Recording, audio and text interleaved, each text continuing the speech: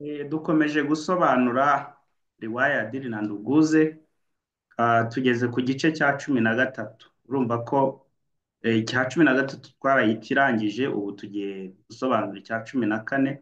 Murumva ko tugiye kuyirangiza kuko ifite sura 15, ifite chapitre 15. Niturangiza kuyisobanura tuzajya noneho kwisesengura tugaragaza vipengele vya fani na maudhui, tureba ibyo Shabani Robert yashakaga kuvuga tugendeye kuri biriya vipengele vya fani na maudhui byose. Rero tudatinze, reka dutangire dusobanure sura ya 14. Iyi sura yitwa Kura na Manyani, bisobanuye ngo ni ugusangira n'inkende. Katureba arinde wasangiye n'inkende. Wafalme hukutana na mambo magumu kabisa katika maisha yao. Wako walioanza maisha katika unyonge na dharau, wakapanda mpaka juu ya kilele cha heshima na utukufu. Waliozuka katika usahaulifu, wakajitia katika makumbusho ya milele. Waliotoka katika maisha ya tufani, wakaenda katika maisha ya shwari. Walioshinda vita vikuu, walioongoza watu katika maendeleo bora na nchi katika upeo wa wastawi. Baravuga bati abami bahura n'ibintu byinshi bikomeye rwose mu buzima bwabo. Hari abatangiye mu buzima bw'ubukene basuzugurwa, bakazamuka mpaka juu ya kilele, bakagera noneho handi wumva ko icyubahiro cyose wari ukeneye ukibonye. Mpaka juu ya kilele cha heshima na utukufu. Waliozuka katika usahaulifu, wakajitia katika makumbusho ya milele. Hari ababaye nk'abazuka bava muri situwasiyo yo kuba baribagiranye, barongera barazamuka bajya noneho muri bya bice byo guhora bibukwa ubuzima bwose. Hahandi ukora amateka ukazahora wibukwa kandi wari uri muri babandi basuzugurwa. Waliotoka katika maisha ya tufani, wakaenda katika maisha ya shwari. Hari abavuye mu buzima buciriritse, noneho bagera mu buzima bwiza, maisha ya shwari, ubuzima bwiza. Walioshinda vita vikuu, hari abatsinze intambara zikomeye. Walioongoza watu katika maendeleo bora, hari abayoboye bakaguma bajya mu iterambere ryiza na nchi katika upeo wa wastani, ndetse bakageza ibihugu byabo cyangwa igihugu kuri hahandi nyine igihugu kiba cyarateye imbere kidateze gusubira inyuma. Upeo wa wastani, upeo wa wastawi ni hahandi nyine umuntu aba yarageze mu gice kitashobora guhomba, yararenze uruhombero. Rero nabo baba barayoboye ibihugu byabo bakabigeza aho bitagishobora kugira uruhombero. Lakini wako wafalme wachache sana waliopata kukutana kama Rai na Dawa kati ya watu na majini. Jambo hili lilikuwa moja ya majaribu magumu kabisa. Ngo ariko na abami bake bahuye n'ikintu cyo kuba bahuye n'ikintu nk'icyo Rai yahuye nacyo, nko kuba abantu n'amajini bafitanye urubanza. Donc Dawa ameze nk'aho bafitanye ikibazo gishagisho kigomba gukemurwa n'umwami. Jambo hili lilikuwa moja ya majaribu magumu kabisa. Iki kintu rero ni ikigeragezo gikomeye, ni kimwe mu bigeragezo bikomeye rwose. Rai alijua manyani yalikuwa wanyama waliofugika na kufundishika. Kwa hivi alituhumu isije kuwa manyani yale yaliyofugwa na kufunzwa kuziba nyuso wakati bwana wao aliposema, Adili alikuwa mwanadamu na mwanadamu haishiwi na uchafu kama kirihafu. Bati Rai yarazi ko inkende ari inyamaswa zororoka, nyine borora bigakunda ndetse zikanigishwa. Rero yaravuga ati ntibiba ari bimwe byo kuba yarazitoje kujya zifunga amaso mu gihe bosi wazo avuze. Rero birashoboka ko ari nk'ibyo. Bati adiri yari umuntu, rero ntabwo yagombaga kuba ari umuntu ufite ibintu nk'ibyo by'umwanda wo kwangiza, wo gukora ibintu bibi no guhohotera. Ibyo umwami hano Rayi yaketse ati rwose ntabwo byagakwiye ko adiri yaba ari umuntu wo guhohotera inyamaswa, ahubwo birashoboka ko ari kumwe yazitoje nyine zikajya zigira ute zishyira ibiganza mu maso mu gihe ari kuvuga. Hapana mtu mwema aliye tayari kuungama kosa makusudi ili aadhibiwe. Ngo nta muntu mwiza ubaho uba yiteguye gukora ikosa ku bushake ngo kugira ngo ahanwe. Adili alikuwa mbele ya sheria juu ya ukatili kwa wanyama. Aliweza kusema na kujitetea, lakini manyani yake yalikuwa hayawezi. Maneno yake yalipasa kuchunguzwa kwa ushahidi wa huria. Bati adili yari ari imbere rero y'itegeko kandi ashinjwa kwa guhohotera inyamaswa. Yashoboraga kuvuga rero yidefanda, ariko izo nyamaswa, izo nkende ntabwo zashoboraga kuvuga.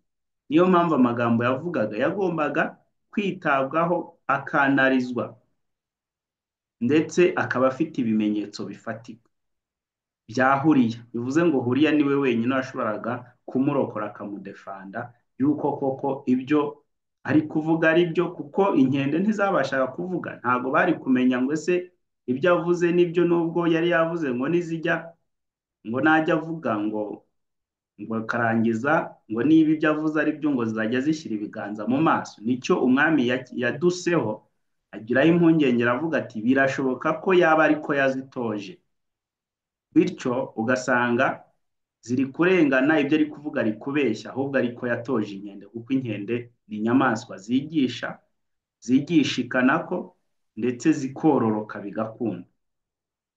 Bivuze ngo adili rero yari ari mu bibazo, kuko ibyo yavugaga ntabwo umwana w'umuntu yari kubyizera. Kupatikana kwa ushahidi ule kuliwazika, lakini hakutazamiwa kuwezekana. Huria alikuwa jini, si mwanadamu. Jini kutii mwanadamu lilikuwa jambo geni, lakini alijifunga kulijaribu. Abati kugira ngo haboneke ibimenyetso, ibyo bimenyetso biturutse kwa Huriya babitekerejeho. Bivuze ngo n'umwami yabitekerejeho, ariko ntabwo byari byitezwe ko byashoboka, kuko Huriya yari igini, ntabwo yari umuntu. Igini rero kubaha umuntu cyari ikintu gishyashya pe mu buzima bw'abantu. Ariko yaravuze ati reka nkigerageze. Bivuze ngo umwami yagerageje kureba ukuntu yabona ibimenyetso bivuye kwa Huriya bishinja cyangwa bishinjura adili kukorera ukatili wanyama. Alifikiri kama dhuluma iliyotendewa adili ilikuwa kubwa, na adhabu waliyopata ndugu zake ilikuwa kubwa pia. Kama adili alikaribia kuuawa na ndugu zake walikuwa katika dhira ya unyama, pande zote mbili ziliteswa na majaribu makubwa. Umwami ubwo niba ari umwami wabitekereje, yego yaratekereje ati ikigeragezo cyangwa dhuluma ni teso, ikigeragezo cyakorewe cyangwa cyahawe adili cyari kinini cyane, ndetse n'igihano cyahawe bariya bavandimwe be cyari kinini nanone. Niba adili yaragiye kuzicwa kubera gukubitwa, ndetse abavandimwe nabo bakaba baragerageje kumuroha mu nyanja, uvuze ngo ni ibibazo bikomeye yahuye nabyo. Ariko abavandimwe be nabo hashyizwe muri situwasiyo yo kuba inyamaswa. Icyo nacyo ni ikigeragezo gikomeye. Bivuze ngo yaba ari adili yarababaye, ariko n'abavandimwe nabo barababajwe. Bivuze ngo umwami yatekereje kuvuga ati bose barahanywe, bose banyuze mu bigeragezo, Adiri bamugiriye nabi yego, ariko nabo iki gihano cyo guhindurwa inyamaswa nacyo kirakabije. Bivuze ngo we yatekerezaga yuko byarangira kuko bose bahuye n'ibibazo. Sasa ilikuwa zamu ya kujaribiwa mamlaka ya ugaibu kama pande mbili zilivyojaribiwa. Ngo rero hari hagezeho igihe cyo kugerageza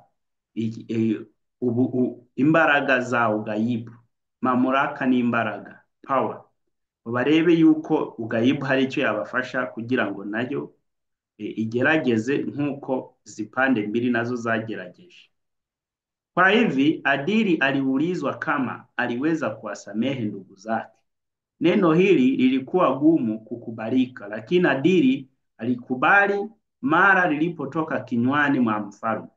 Ngo rero Adili yabajijwe niba yarababariye abavandimwe be, abati iri jambo nyine kuryemera riragoye, ariko Adili yahise aryemera rikimara kuvugwa n'umwami. Adili alikuwa si mtu wa ovyo. Moyo wake ulihitirafiana sana na mioyo ya watu wengine.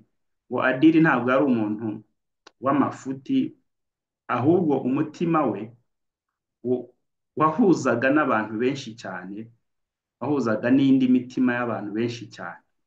Alikuwa na moyo mwema usiokata tamaa, mvumilivu, mwenye huruma, ulio tayari kusamehe. Yari afite umutima utava kwizima, wihangana, ugira impuhwe, ndetse uhora uri ready kuba yababarira. Kama nusu ya watu duniani wangekuwa na mioyo kama wa Adili, nusu ya mashaka yao ingetoweka na bila shaka wangeishi maisha ya peponi hapa katika ardhi. Ngo iyo kimwe cya kabiri cy'abantu ku isi baba bameze bafite imitima nk'iya Adili, ngo kimwe cya kabiri nanone cy'ibibazo byabo kiba kitakiriho, kiba cyararangiye. Ngo rero nta mpungenge baba batuye mu buzima bwiza nk'ubwo mu ijuru kandi bakiri hano ku isi. Sasa Rai alichukua daraka la kuokoa yale manyani mawili katika unyama. Ngo rero Rai yafashe ubuyobozi bwe, daraka ubuyobozi bwe, cyangwa afata jukumu nyine y'ubuyobozi yo kurokora ziriya nkende ebyiri ngo zive muri iyo situwasiyo y'ubunyamaswa. Yakiokoka na kuwa watu tena, atawapatanisha na ndugu yao waishi maisha mapya pamoja kwa amani. Alitoa amri kuwa Adili arudi janibu na manyani yake, kwa sharti kuwa usiku ufuatao hata yapiga. Walakini Adili alichelea kama hata yapiga usiku ule, mapigo ya huria yatamwangukia yeye mwenyewe.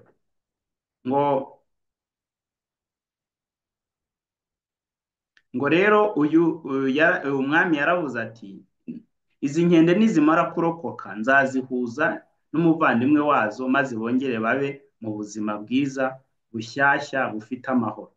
Ahita atanga itegeko abwira Adili ati, subira i Janibu, hanyuma ujyane nayo n'izo nkende zawe, ariko itegeko ntuzikubite muri iri joro.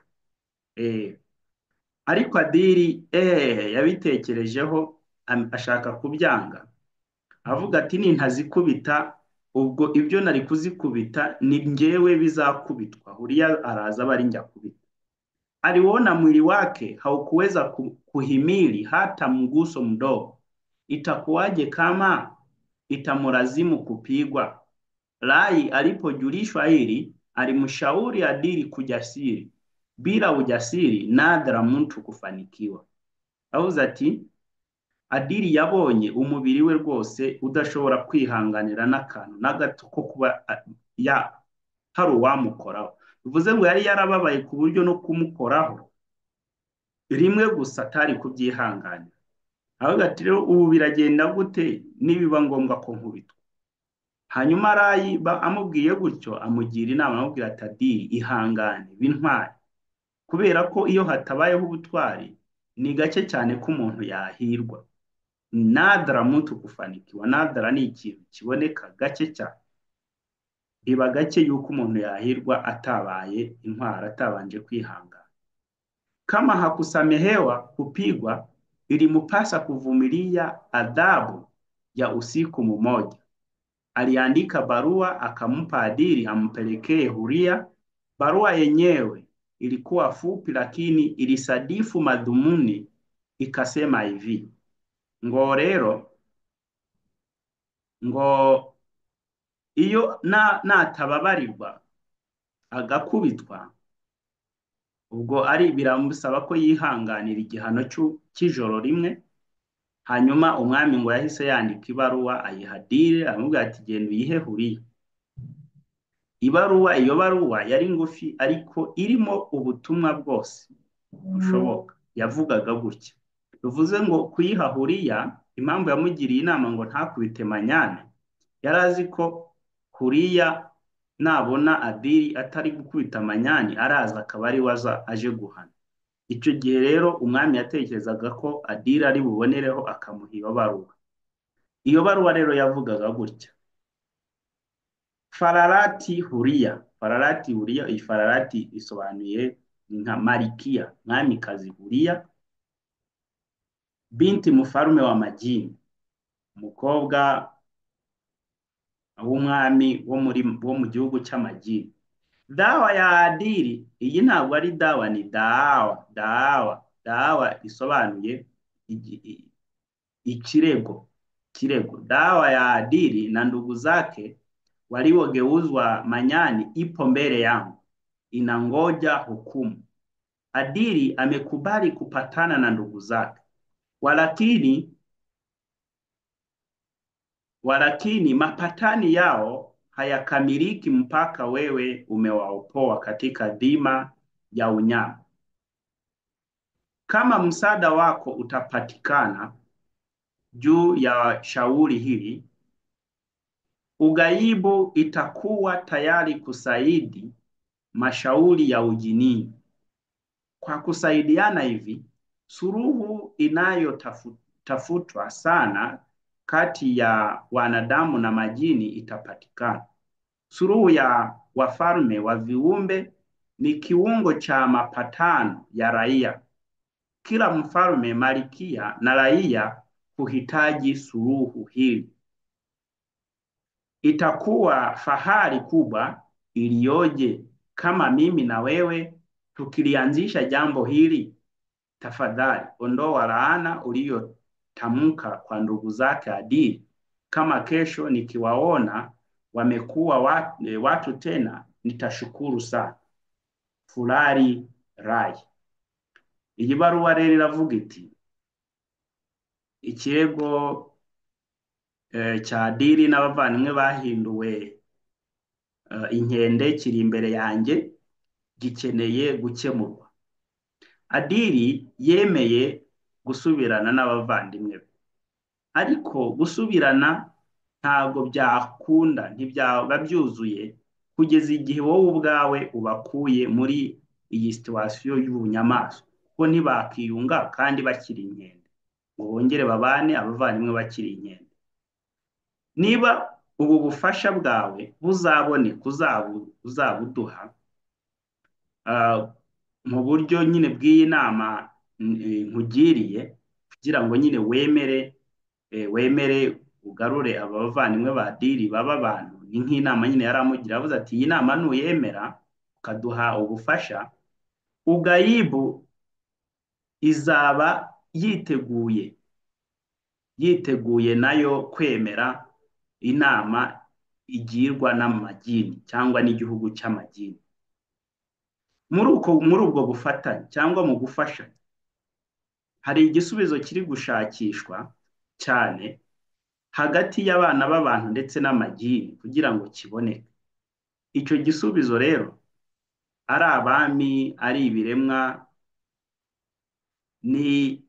nicyo kizaba umuhuza cyangwa kiwungu cyo guhuza kw'abaturage, yaba ari abo muri majini ndetse n'abo muri wanadamu. Kila mfalme, malikia, buri mwami buri mwamikazi ndetse n'abaturage barifuza iki gisubizo.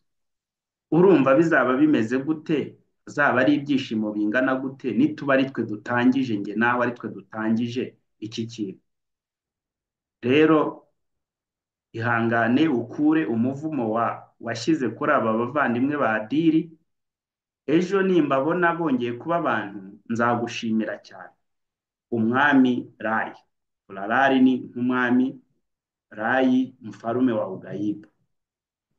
Niko iyo baruwa rero yavugaga, yandikiye Huria binti wa mfarume wa Majini.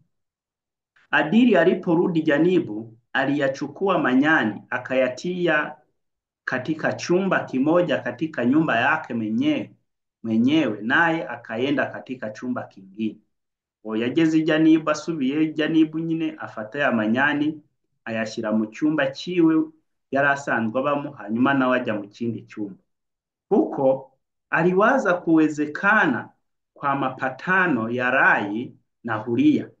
Yatekerezaga ko bishoboka ko Rayi yaza guhuza na Huria cyangwa bakabona. Kama hawakupatana, adhabu ya Huria haivumiliki. Avuga ati nibadahuza, igihano cya Huria ntabwo ndi buze kukihanganira. Bari kuvuga ati noneho aranyica. Alikaribia kukata tamaa, lakini alitahayari mwenyewe alipojiona kwamba amekuwa maskini wa saburi. Mwenye saburi hukidhi haja zake. Ngo yatekereje yaragiye kubivamo cyangwa kuva kwizima, ariko arongera batayari ubwe igihe yatekerezaga ko nta kundi guhitamo afite, agomba kwihangana. Kandi uwihanganye mwenye saburi uvumilivu hukidhi haja zake, ubwe yikemurira ibibazo.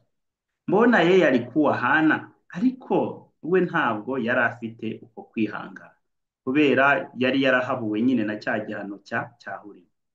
Alitingisha kichwa chake kama aliyekuwa akikataza wazo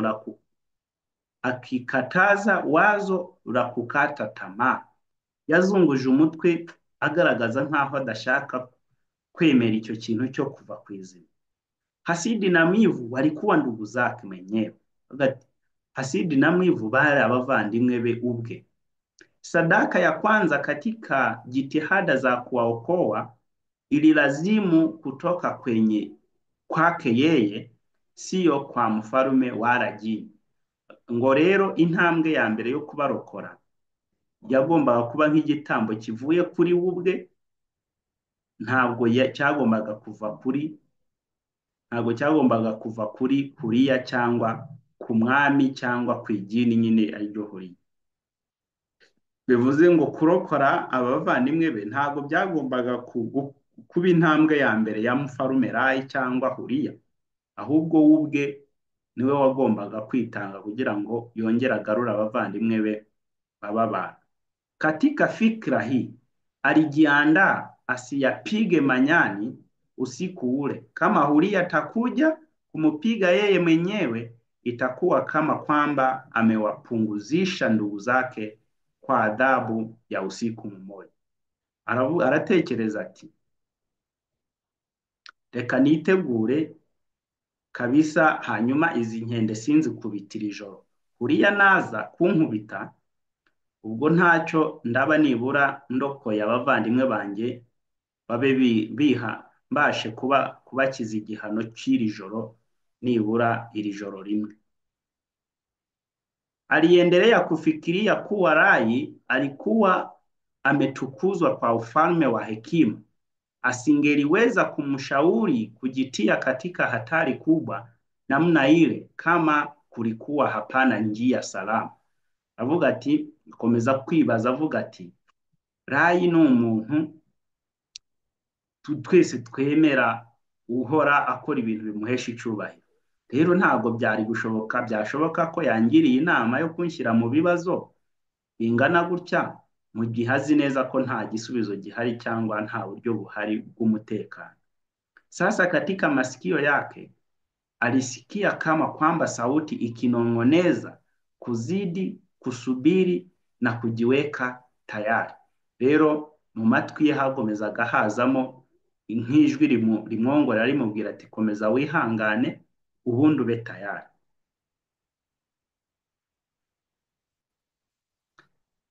Aha,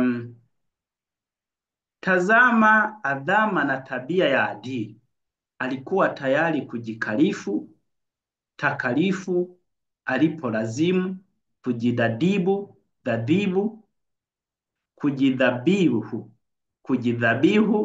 kujidhabihu alipotakiwa, na kusamehe msamaha ulipobidi.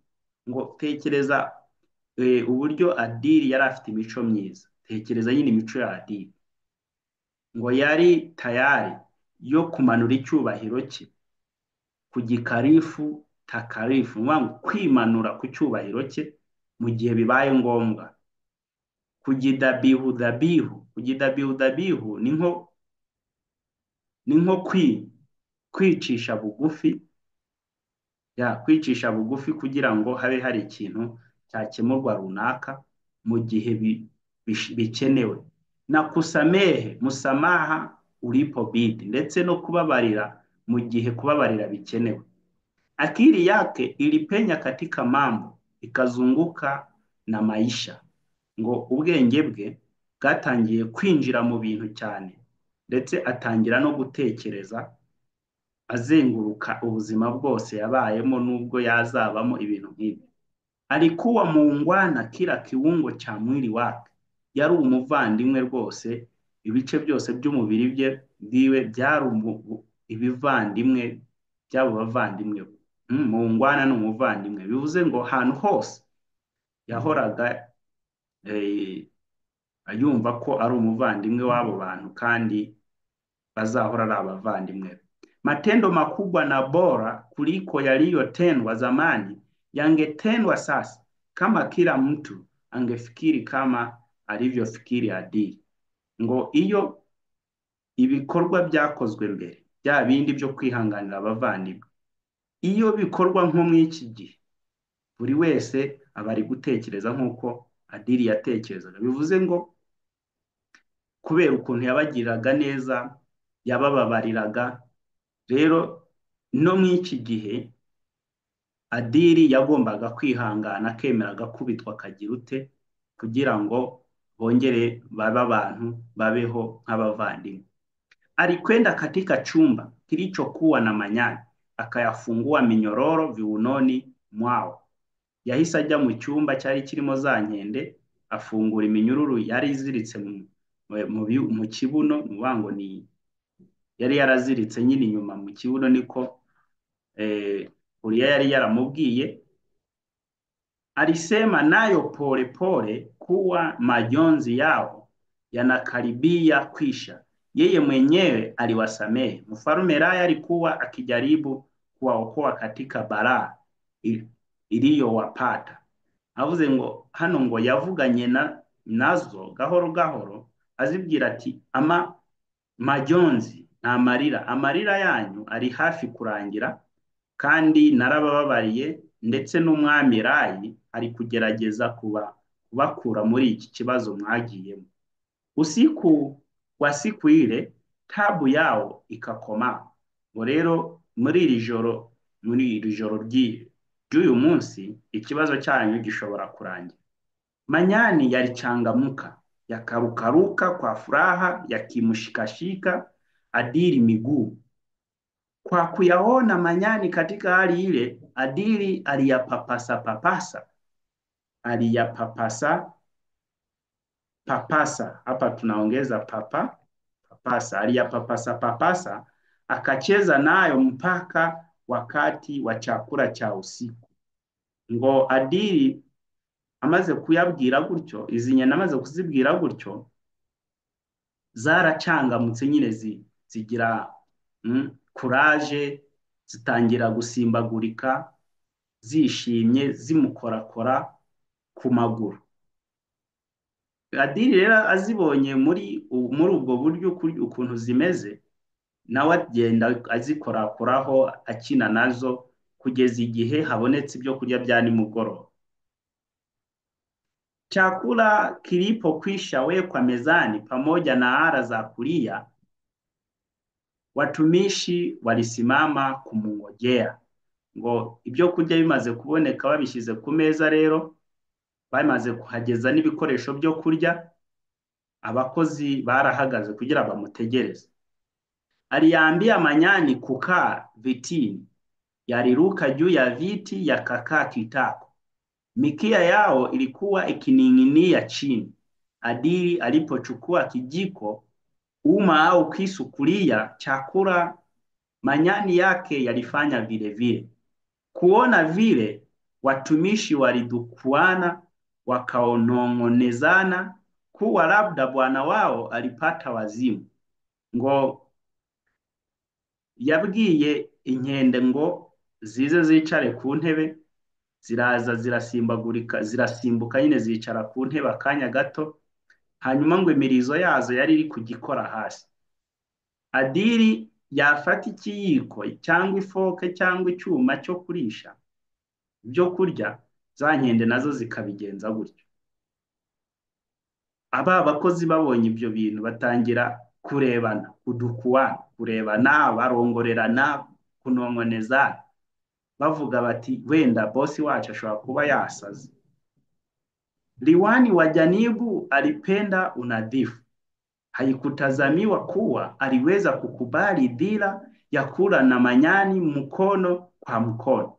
Watumishi wote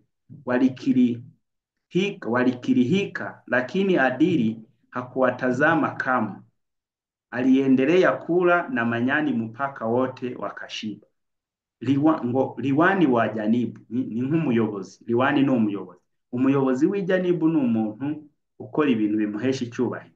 Ntabwo rero byashoboka ko yaba yemeye gusangira n'inkende amaboko ku maboko. Abakozi bose rero batangiye kumirwa, barumiwe. Ariko Adili ntabwo ibyo ntiyigeze anabareba ibyo barimo. We yakomeje kwirira n'inkende kugeza nyine bose bahaze. Walipokwisha kula, Adili alichukua kitambaa akajifuta mdomo. Manyani yalipewa vitambaa vyao yakajifuta pia. Watumishi wake walijizuia wasicheke, lakini haikuwezekana. Waliangua kicheko mbele ya bwana wao, kwa. Adili hakusema neno. Ngo bamaze kurya, Adili yafashe umuswara, igitambaro, arihanagura iminwa, hanyuma ahereza n'inkende ibitambaro bibiri nazo zirihanagura. Abakozi biwe ngo bagerageje kwirinda guseka. Kujizuia ni kwirinda, nuvuga ngo to overcome, kwirinda ikintu. Birinda guseka, ariko ngo ntibyashobotse, ahubwo bagiye kumva bari kuyikitwenge, bari imbere ya bosi wabo, ngo kwa barasetse. Ariko Adili nta jambo na rimwe yigeze avuga. Alijua kama mtu yeyote angeliona jambo kama lile, asingaliweza kujizuia kucheka. Yarabizi ko umuntu wese wabona icyo kintu atabasha kwihangana kudaseka. Alipoondoka mezani na manyani yake, watumishi walichukua makombo wakayamwaga chini. Hawakuweza kula makombo ya manyani. Baada ya kumaliza kazi, watumishi walipewa ruhusa kwenda zao, lakini hawakwenda kama ilivyokuwa desturi yao. Siku ile vitanda 3 vya dhahabu vilitandikwa chumbani kwa Adili. Ngo hano bari kuvuga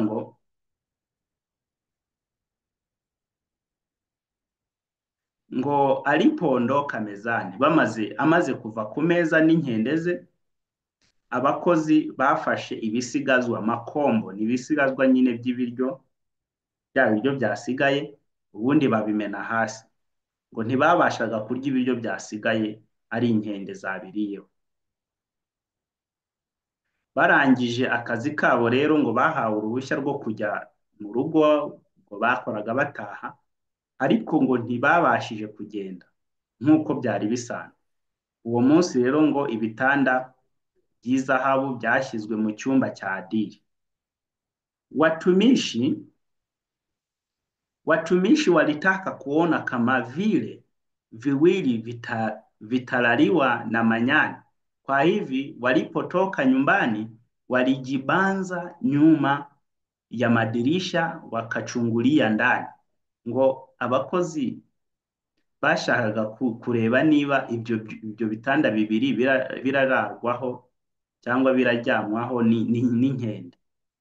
Ubwo rero ngo bavuye mu rugo ngo bigize nk'aho bagiye bahita bigarura biyegamiza inyuma y'amadirishya batangira kujya bahengeza imbere. La haula walimuona Adili amelala chumba kimoja na manyani. La haula rero ni imvugo yo gutanga, ngo babonye Adili aryamye mu cyumba kimwe n'inkende. Walipotosheka kuwa bwana wao alikuwa mwehu, walikwenda zao na mioyo iliyogadhabika. Ngo bamaze rero kubibona neza n'amaso yabo, muri make banyuzwe nuko bosi wabo ari umusazi mwehu, barigendeye nyine bajya mu rugo imitima yabo ibabaye. Ati nyine bosi yarasaze, barababara. Rero aha niho igice cya 14 kirangiriye cya Dili na Nduguze. Tuzagaruka tureba igice cya 15 aricyo cya nyuma, niturangiza dusesengure vipengele vya fani na maudhui. Nawashukuru sana wasikilizaji, watazamaji wetu kutufuata 100%. Tunawaahidi kwamba tutaendelea kuwapatia masomo mazuri yanayofaa katika maisha yenu halisi na katika mazingira ya kazi mnazofanya na shughuli mbalimbali za kimaisha. Bila shaka tunawaomba mubonyeze kwenye subscribe, mshirikishe wengine masomo yetu, lakini pia mtoe maoni ili tuweze kujua masomo mnayohitaji zaidi na ndiyo tutawawekea. Kwa hiyo tunawashukuru sana. Kwa hiyo tunawaomba kama kuna kitu ambacho labda mnaona hakikufafanuliwa vizuri, mnaweza kuandika katika sehemu ya maoni, mkasema labda neno hili linafafanuliwa hivi, au kama kuna maoni wewe unataka kujua zaidi neno msamiati kutoka katika riwaya, unaweza kuliandika ukaomba ufafanuzi au maelezo zaidi. Nawashukuru, kwaherini.